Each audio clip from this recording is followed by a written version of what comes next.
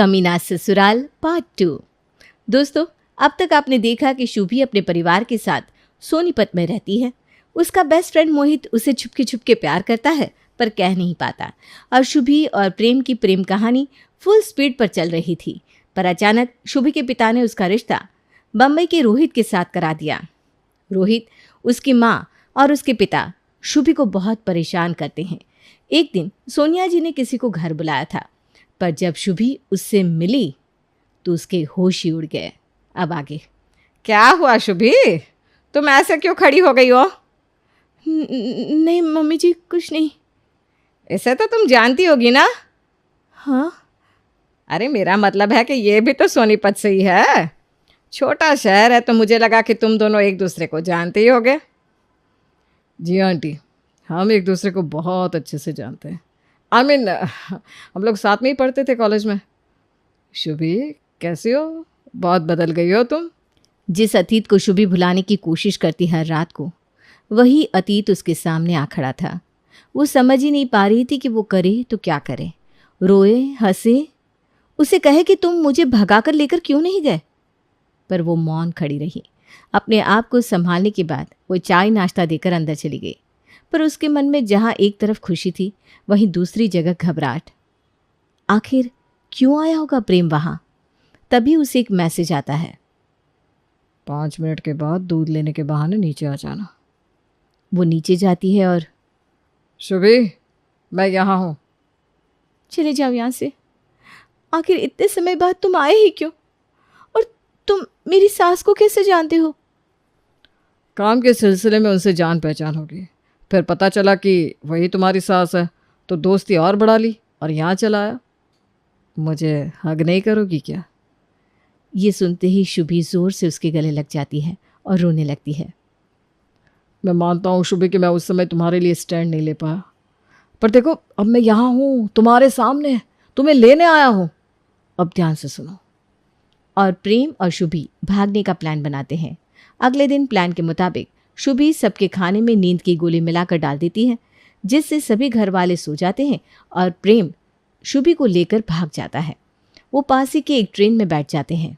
Oh my God, मुझे विश्वास नहीं हो रहा प्रेम कि हम भाग गए। ये 1 साल में मैं भूल ही गई थी कि बाहर की दुनिया कैसी होती है। Thank you Prem, thank you so much. अरे मेरी प्यारी बेबी, इसमें थैंक यू क्या? मैं यहाँ हूँ, यहाँ हूँ, यहाँ। तुम्हारी फिल्मी बातें तो कभी ख़त्म ही नहीं होगी। पूरे 2 दिन के सफ़र के बाद वे लोग एक जगह पहुँचते हैं। कुछ दिन प्रेम शुभी को घुमाता फिराता, उससे प्यार करता, और फिर एक रोज़। चलो शुभी, रेडी हो जाओ, हमें कहीं जाना है। कहाँ? अरे किसी को मिलने, वो तुम्हें देखने के लिए बहुत एक्साइटेड है। बस तुम जल्दी से तैयार हो जाओ, और हाँ, मेकअप अच्छे से करना। पर प्रेम, मुझे कौन देखने आ रहा है? अरे कुछ दोस्त है मेरे, वही देखेंगे। बस चलो ना, अब कितने क्वेश्चंस पूछोगी? ओके बाबा, अभी तैयार होकर आती हूँ। शुभी पूरे 1 घंटे बाद आई और इतना सज सवर कर आई कि प्रेम उसे देखता ही रह गया।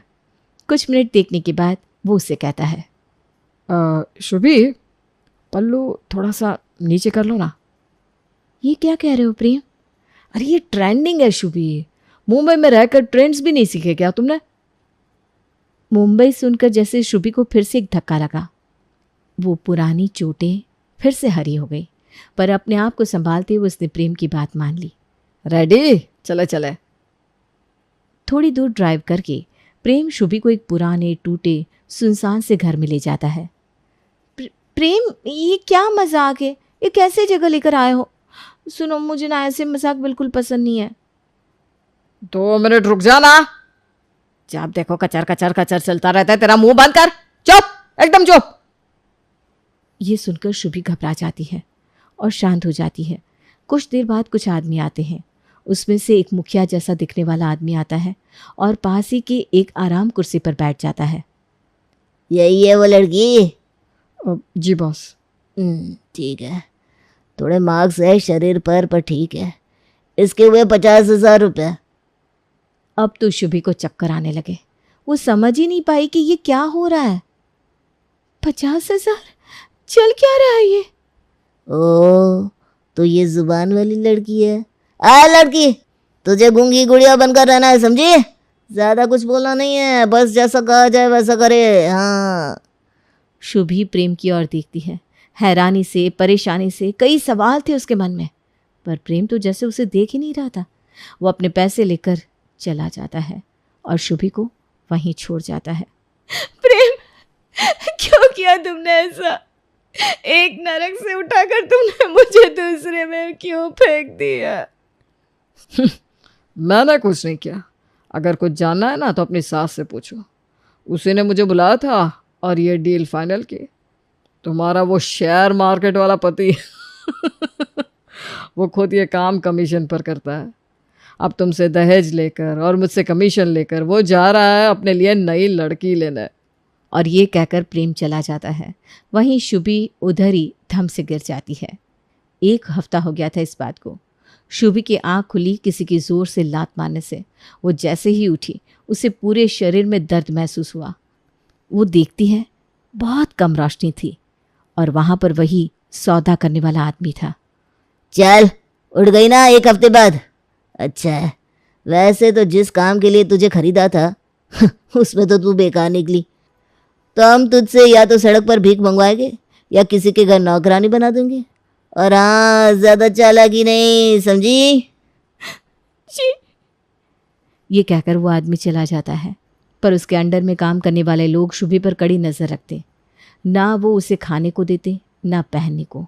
पर एक दिन उन्होंने उस पर 1 बाल्टी पानी फेंका और उसे एक साड़ी देकर कहा, सुन लड़की, ये कपड़े पहनकर बाहर आ जाना 5 मिनट में। कोई चालाकी नहीं, समझी? वरना तुझे ऐसी जगह भेज देंगे कि यमराज भी तुझे ढूंढ नहीं पाएगा। शुभी फटाफट साड़ी पहनती है और बाहर जाती है। वो लोग उसे गाड़ी में डालकर किसी घर के बाहर खड़ा करवा देते हैं। ए लड़की, तुझे महीने की इधर 5,000 रुपये मिलेंगे। तेरा सेठ जो बोलेगा सब करने का। हाँ, महीने के आखिर दिन हम तुझसे पैसे लेने आएंगे। 1 रुपया भी अपने पास रखा तो तेरे पुर्जे काट कर बेच देंगे, समझी?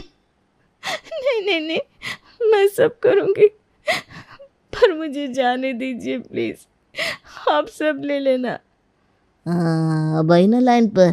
चल, घंटी बजा और दफा हो। डरते हुए शुभी घंटी बजाती है। दरवाज़ा खुलने पर वो जो देखती है तो वो बेहोशी हो जाती है। कुछ देर बाद शुभी अपने आप को एक कमरे में बेड पर पाती है। सामने एक लड़का चाय का कप लिए खड़ा था। तुम यहाँ कब, कैसे, और मैं कहाँ हूँ? मैं तो काम पर जा रही थी। ये तुम ही हो ना मोहित? मोहित, जो शुभी को कॉलेज के समय से प्यार करता था, वो वहाँ खड़ा था।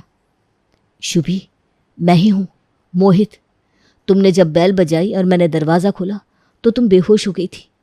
मोहित, ये कहकर शुभी उसके गले लगती है और बहुत रोती है। रोते रोते वो सो जाती है और बीच रात में अपने ऊपर कंबल ओढ़े हुए खुद को पाती है। अगली सुबह, गुड मॉर्निंग मैडम, चाय तैयार है। और नाश्ते में क्या खाओगी?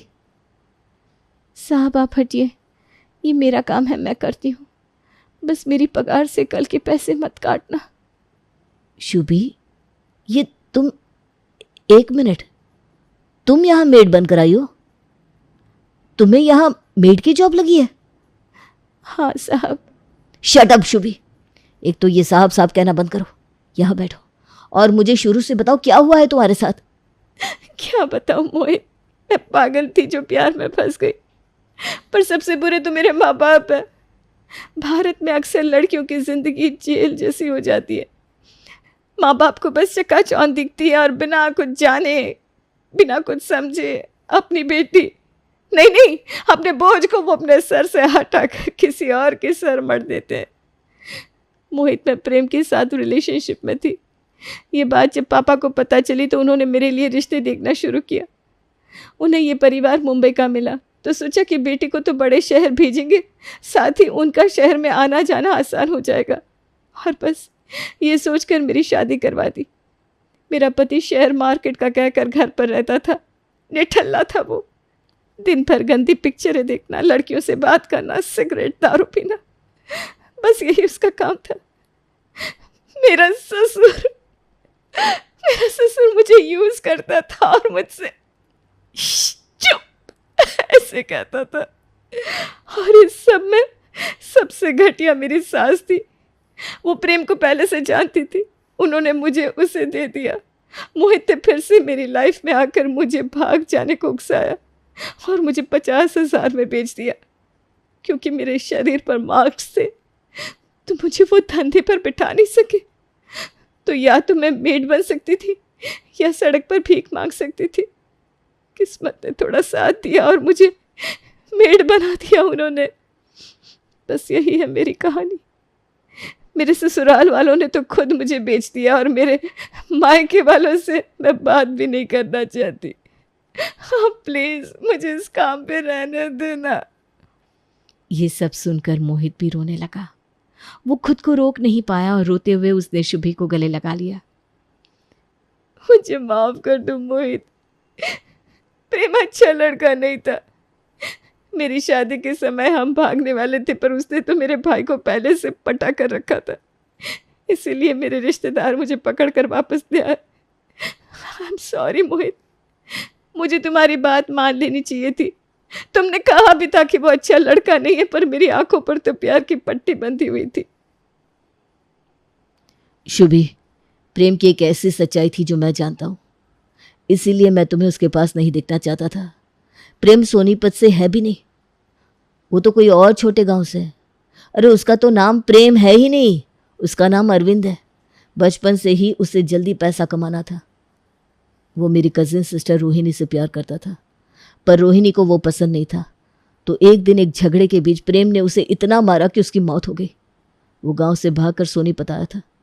मैंने उसे रोहिणी दीदी के साथ 1-2 बार देखा था तो चेहरा याद था, पर वो मुझे नहीं जानता था। पर यहाँ भी वो मेरे मोहल्ले की 3 लड़कियों को एक साथ डेट कर रहा था। जब मुझे पता चला तो मैंने उसे पूछा कि वो क्या कर रहा है, क्यों कर रहा है ऐसा। उस दरिंदे ने मुझे आंख मारी और कहा कि भाई जवान हूँ, सुंदर हूँ, फायदा तो उठाने दे। वो अक्सर लड़कियों को अपने घर बुलाता, इटली से मंगवाई हुई कहकर उन्हें कॉफ़ी पिलाता और वो जब बेहोश हो जाती तो उनका इस्तेमाल करता। उसने 3 में से एक के साथ ऐसा किया। दूसरी को उसने प्रेग्नेंट करके छोड़ दिया और उस लड़की ने अपनी जान दे दी। और तीसरी? बेला था उसका नाम। बहुत ही प्यारी गुणी लड़की। प्रेम ने उसे घर से भगा तो दिया, पर जब वो सोनीपत वापस आया तो बेला नहीं थी उसके साथ। उसने झूठ बोला कि उसका एक्सीडेंट हो गया था। माल्डा के एक पुलिस रैकेट में बेला पकड़ी गई और उसे वापस भेज दिया गया। पर समाज की बदनामी और घरवालों के ताने उससे सहन नहीं हुए और उसने खुदकुशी कर ली। और ये सब कुछ शुभी चुपचाप सुन रही थी। वो उस दिन को कोस रही थी जब उसने प्रेम की रिक्वेस्ट एक्सेप्ट की थी। मोहित, अब बस हो गया। लड़कियां समाज के डर से कभी अपनी आप बीती नहीं बताती है। भाड़ में जाए ऐसा समाज जो एक तरफ देवी को 9 दिन पूजता है और दूसरी तरफ महिलाओं का शोषण करता है। अब बस इसका बदला लेना ही पड़ेगा। मोहित की मदद से शुभी मुंबई पुलिस को कांटेक्ट करती है और अपने सास ससुर के खिलाफ कंप्लेंट दर्ज करवाती है। पहले तो पुलिस को उन्हें छोड़ना पड़ा क्योंकि कोई एविडेंस मैच नहीं कर रहा था। शुभी ने जी जान लगा दी। अपनी पूंजी और मोहित की मदद से उसने शहर के सबसे बेस्ट लॉयर को हायर किया और रीना ने शुभी का केस ऐसा लड़ा कि जज के भी रोंगटे खड़े हो गए और केस शुभी के फेवर में चला गया। पता चला कि उसका पति ऑनलाइन लड़कियों को डेट करता और उनकी अभद्र तस्वीरें खींचकर उन्हें ब्लैकमेल करता या फिर मोटे दहेज से उनसे शादी करता। पिता उन मासूम लड़कियों का शोषण करते और अपने शौक पूरे करते और माँ वो काम का बहाना लगाती, पर उसका असली काम था उन लड़कियों को बिकवाना, इल्लीगली ड्रग्स सप्लाई करवाना, मिलावटी शराब बेचना, यहाँ तक कि लोगों का मर्डर करवाना कोर्ट के बाहर। मुझे माफ कर दो शुभी, मैंने सच में तुमसे बहुत प्यार किया था। अरे तुम तो बेटी हो मेरी, मैं अंधा था जो तुम्हारी अच्छाई नहीं देख सका। Get lost. इससे पहले कि मैं चप्पल से मारूं, दोनों को दफा हो जाओ। अब सड़ना जेल में अपनी बाकी की उम्र। शुभी बेटा सुनो तो। क्या? यही कि खेल ख़त्म नहीं हुआ है शुभी। अगर मैं इतने साल नहीं पकड़ी गई थी तो क्या आज पकड़ी जाती? तुम बेवकूफ़ हो। मैं जल्द ही तुम्हें मिलूंगी, फिर चाहे तुम दुनिया के किसी भी कोने में क्यों ना हो। और ये कहकर कांस्टेबल के धक्के से सोनिया आगे चलने लगती है। तभी मोहित शुभी का हाथ थाम लेता है। शुभी, ये बुढ़िया पागल हो गई है, बहुत फिल्मी लगती है मुझे। मैं तुम्हें कह रहा हूं, कोई कुछ नहीं कर सकता तुम्हें। शुभी, ये अच्छा नहीं किया तुमने। अरे तेरे जैसे घटिया और कैरेक्टर लेस लड़के को जानना भी नहीं चाहती मैं। चल जाके जेल में सबको बताना तू कौन है, यहां किसी के पास टाइम नहीं है। हाँ। शुभी ये कहकर जा रही थी कि अचानक उसे एक आवाज आती है। बेटा। शुभी। माँ, पिताजी आप यहाँ? बेटा, ये केस तो देश भर में मशहूर हो गया है, लोग चर्चा कर रहे हैं और तेरी बहादुरी को सैल्यूट कर रहे हैं। बेटा, मुझसे बहुत बड़ी भूल हो गई थी। हाँ बेटा, हमने बहुत बड़ी गलती कर दी। हमें सोच समझ कर जांच पड़ताल करके ही तुम्हारी शादी करवानी चाहिए थी। पर अब मैं ही इसे ठीक करूँगा। तू चल बेटा, चल वापस सोनीपत। तेरे लिए वहाँ एक अच्छा रिश्ता देखेंगे, पूरी जांच करके, और फिर तेरा घर बसाएंगे मेरी लाडो। हाँ बेटा, इस बार देख कर ही सब करेंगे। तू भी उसके साथ घूमना, बातें करना और फिर कोई फैसला लेना। चल बेटा अब घर, तेरे भाई बहन तेरा इंतज़ार कर रहे हैं। शुभी उन्हें एक पल के लिए देखती रहती है और फिर कहती है, आर यू सीरियस? मेरे साथ इतना कुछ हुआ, इतना कुछ, और आप आज 2 साल बाद मुझसे मिलने आए हो? मिलके भी क्या कह रहे हो कि मेरी दूसरी शादी करवाओगे? अरे शादी शादी शादी, भाड़ में जाइए शादी। ऐसा कमीना ससुराल आप लोगों ने मुझे एक बार दे दिया, उसमें भी आपका मन नहीं भरा क्या? और आपको क्या लगता है कि इतने बड़े हादसे के बाद मैं दोबारा शादी करूंगी भी? बिल्कुल नहीं। और अगर करूंगी भी तो अपनी मर्जी के लड़के से, ना कि आपके बताए हुए घटिया रिश्तों से। शुभी, पर तेरी मर्जी तो प्रेम थी, देखा ना तूने उसने क्या किया तेरे साथ। पापा, तब मैं बच्ची थी, नहीं समझती थी भला बुरा, मानती हूँ ये बात, पर माँ बाप होने के नाते क्या आपका ये फर्ज नहीं बनता था? क्या आप मुझे किसी के झोले में दान की तरफ फेंकने के बजाय मुझे समझते? अरे एक बार देख लेते उसे और फिर मुझे समझाते। मैं समझती ना पापा, कम से कम इतने नर्क से तो नहीं गुजरना पड़ता मुझे। तो क्या जिंदगी भर कंवारी रहेगी तू? क्यों नहीं, क्या खराबी है कंवारे रहने में? मुझे देखो, शादी की थी तो कैसी हालत हो गई थी, और आज देखो एकदम हेल्दी और हैप्पी। और वैसे भी मेरी लाइफ में अब कोई है। कौन बेटा? क्या करता है वो? क्या नाम है उसका? कैसा दिखता है वो? तभी शुभी मोहित का हाथ पकड़ती है और कहती है, माँ, पिताजी, ये मोहित है। कॉलेज से जानते हैं हम एक दूसरे को, इसी ने मुझे बचाया और मैं इसके ही साथ रहती हूँ। मुझे ये पसंद है। शादी आई डोंट नो, पर मैं इसी के साथ रहती हूँ और रहना चाहूँगी। ये क्या बदसलूकी हुई शुभी? बिना शादी किए एक गैर लड़के के साथ कैसे रह रही हो? कोई समझ है कि नहीं तुम में? ये दुनिया, ये समाज, ये लोग, ये सब क्या कहेंगे? अरे कोई कुछ नहीं कहेगा पापा, किसी के पास इतनी फुर्सत कहाँ है। और हाँ, इस समाज की बात कर रहे हैं ना आप, जो कितनी ही ऐसी तड़पती मरती हुई लड़कियों को देखकर भी अनदेखा कर देता है। अरे अगर इतना ही बुरा लग रहा है इन्हें तो मुझे छोड़ो। ये समाज में होते हुए बलात्कार, यौन शोषण और दूसरी समस्याओं के लिए आवाज़ क्यों नहीं उठाता? क्यों कोई गरीब बच्चों की मदद नहीं करता? क्यों सड़क पे हुए किसी हादसे या एक्सीडेंट को छोड़ अपनी एसी गाड़ी में आगे निकल जाता है? क्यों ये समाज लड़कियों को चुप रहो कहता है? सारी बंदिशें क्या लड़कियों पे ही लगाओगे? अरे लड़कियों को बोलना सिखाओ, उसे विश्वास दिलाओ कि बेटा कुछ भी कभी भी ससुराल वाले कहे या करे जो गलत है तो हमें आकर बताना, डरना मत। बोलो, ताकतवर बनो, कभी गलत सहना मत बेटा। ये विश्वास क्यों नहीं दिलाता पापा? शुभी को पता नहीं चलता, पर आसपास के लोग उसकी बातें सुन रहे थे।